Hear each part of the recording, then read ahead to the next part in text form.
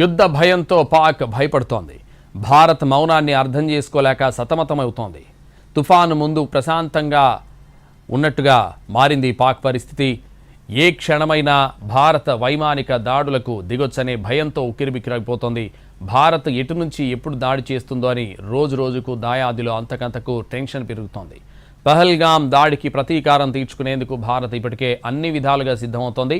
త్రివిధ దళాలకు ఇప్పటికే ప్రధాని మోడీ పూర్తి స్వేచ్ఛ ఇచ్చారు. ఎలాంటి చర్యలు తీసుకున్నా ఆపేది లేదంటూ ఫ్రీ హ్యాండ్ ఇచ్చేశారు ప్రధాని. దీంతో పాక్లో మరింత భయం పెరిగింది. భారత ఆర్మీ ఎప్పుడైనా స్ట్రైక్స్ చేయొచ్చని వణికిపోతోంది. యుద్ధ భయంతో ఇప్పటికే పీఓకేను దాదాపు ఖాళీ చేయించింది. పీఓకే పైనే ఎక్కువగా ఫోకస్ పెట్టింది పాకిస్తాన్. దాదాపు 15 లక్షల మంది ప్రజలను ఎల్ఓసి వీడినట్లు తెలుస్తోంది.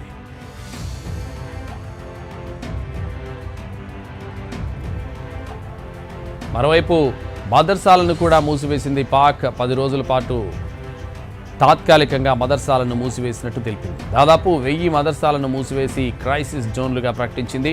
స్థానికులంతా ఆహార నిల్వలు పెంచుకోవాలని ఆదేశిస్తున్నారు పాక్ అధికారులు. కనీసం 2 నెలలకు సరిపడా ఆహారాన్ని నిల్వ చేసుకోవాలని ఎల్ఓసి సమీపంలోని ప్రజలను అప్రమత్తం చేస్తున్నారు. 11 ఏళ్లు పైబడిన పిల్లలకు యుద్ధ సమయాల్లో ఎలా వ్యవహరించాలో శిక్షణ కూడా ఇస్తోంది. యుద్ధ పరిస్థితుల్లో గాయాలైతే ఏం చేయాలి, ప్రథమ చికిత్స ఎలా చేయాలి, కాల్పుల నుంచి ఎలా తప్పించుకోవాలనే అంశాలను నేర్పిస్తోంది. దీంతో యుద్ధం అనివార్యమని పాక్ భావిస్తున్నట్టు తెలుస్తోంది. భారత్ ఖచ్చితంగా తమపై స్ట్రైక్స్ను దిగుతుందని ఫిక్స్ అయిపోయింది పాకిస్తాన్. ఇక ఉగ్రవాదులను కాపాడుకునే పని కూడా మొదలుపెట్టింది. ఉగ్రవాదులను సైనిక శిబిరాలకు తరలిస్తోంది పాక్. వారికి 4 అంచెల భద్రత సైతం ఏర్పాటు చేస్తోంది. డ్రోన్ల నిఘా పర్యవేక్షిస్తోంది.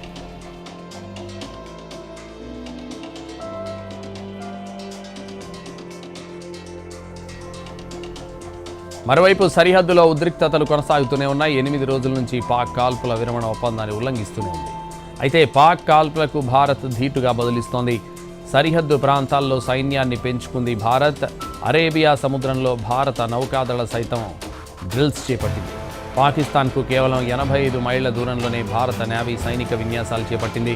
అంతేకాకుండా సరిహద్దు వద్ద 2 రోజుల క్రితం సైరన్ మోగించింది భారత సైన్యం. దీంతో యుద్ధానికి తాము సిద్ధంగా ఉన్నామంటూ భారత్ పరోక్ష సంకేతాలు ఇచ్చింది. దీంతో భారత్ ఏ క్షణమైనా దాడికి దిగొచ్చని క్షణక్షణం భయంతో గడుపుతోంది పాకిస్తాన్.